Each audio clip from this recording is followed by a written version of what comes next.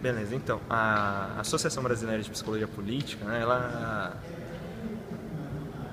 ela nasce a partir de uma longa história de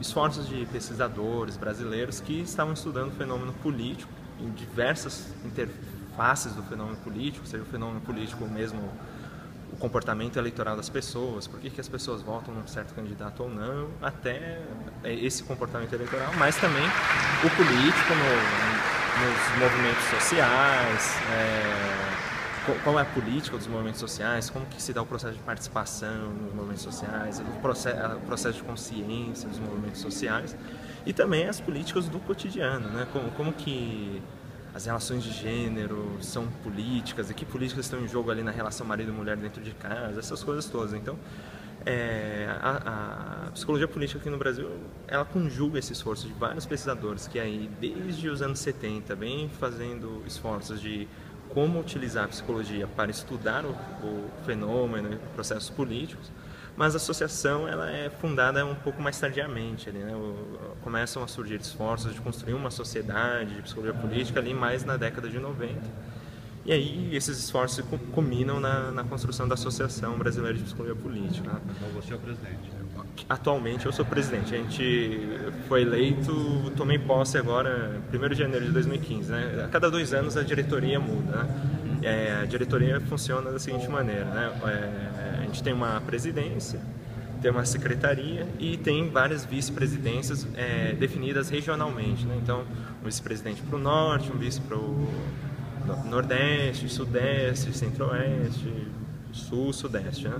E a ideia, mas o funcionamento é colegiado, certo? Essa coisa da presidência, porque a gente precisa se adaptar ao Código Civil, essas coisas, mas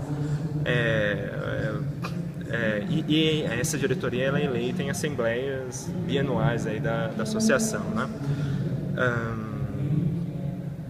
Hoje na abertura você falou um termo que eu não sei nem se eu vou conseguir repetir, que é desideologização. Isso, o que ele seria basicamente? Certo.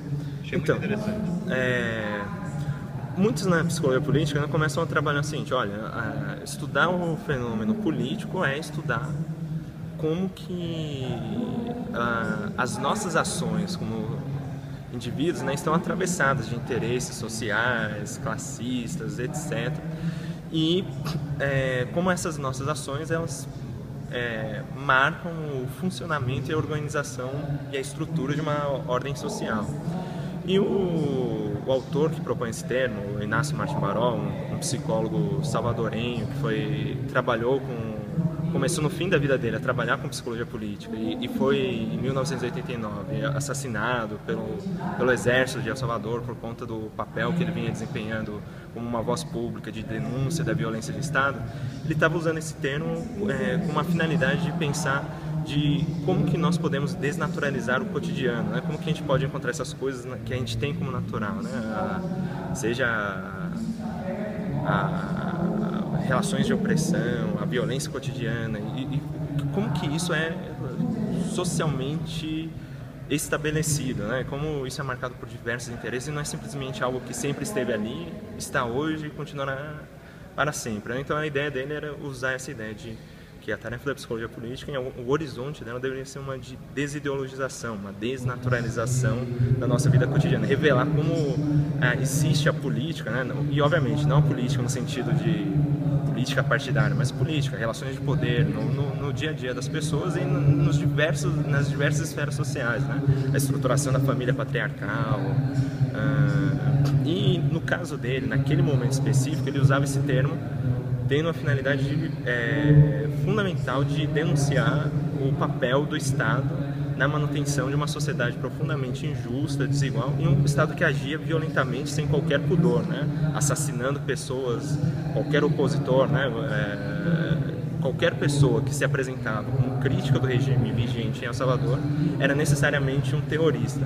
E aí ele começa a falar, olha, a gente tem que desideologizar essa ideia de que quem luta contra o Estado é terrorista. Na verdade, quem é terrorista é o Estado, que vem usando violência indiscriminadamente contra qualquer um que ouse simplesmente emitir sua opinião, né? Então, essa ideia de desideologização está muito próxima ali com o que o nosso educador brasileiro aqui, o Paulo Freire, chamava de conscientização, né?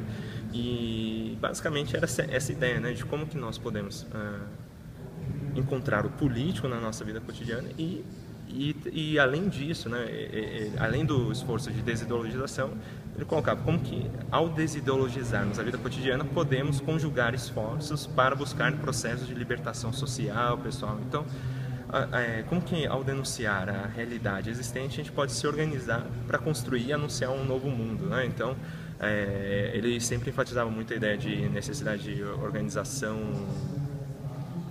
das organizações populares, de construir uma democracia real e não uma mera democracia em que o direito é você votar em algumas eleições, né? Como que se pode construir organismos de poder popular, como que as organizações populares que surgiram no país em que ele vivia naquele momento criavam formas de exercer o poder cotidianamente, né? Então isso seria parte de um processo de libertação, e o processo de desideologização facilitaria um pouco a construção desse processo de libertação, né? E eu acho que esse tipo de psicologia política é muito interessante. Eu acho que é o que mais interessaria aqui para o que o Fanon lá chamou de condenados da terra aqui no Brasil, né?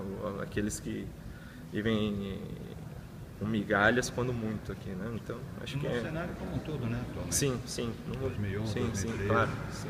Pessoal, muito obrigado. Nós nos conhecemos, mas poderia se apresentar para o pessoal que vai ver?